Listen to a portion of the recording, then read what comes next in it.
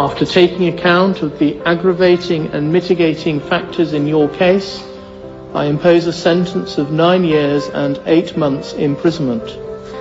Subject to allowing for the time which you have spent remanded in custody, you will serve 2/3 of the sentence in custody and will be on licence thereafter for the rest of the sentence. You can sit down. Abina Abeta, stand up please. There are aggravating features in your case.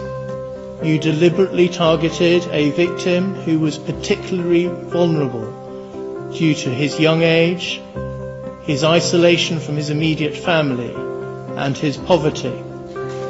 After the conspiracy to exploit C was thwarted, you continued to try and find another person to be exploited in the same way.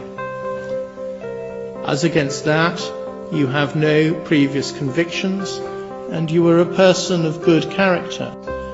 The applicable starting points are custodial sentences of 10 years in the case of Abina Abeta. You can sit down. Dr. Beatrice Ekweremadu, would you stand up please? In your case, I adopt a starting point of 6 years custody. I do not consider that the aggravating factors that are present in the case of your co-defendants apply to you.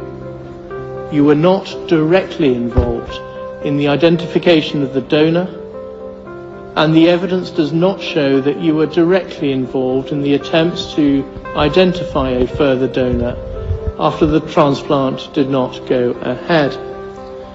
I take account of all the mitigating features that Mr. Mahindru KC has identified, and the content of the thorough and helpful pre-sentence report prepared by Jessica Stephen of the Probation Service.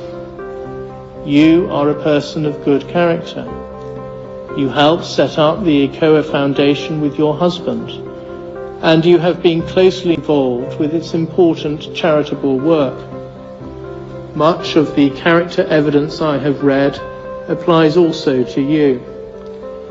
You were also motivated by the desperate plight of your daughter and by maternal love. Further, in your case, I accept that although Sonia is an adult, you have substantial caring responsibilities towards her.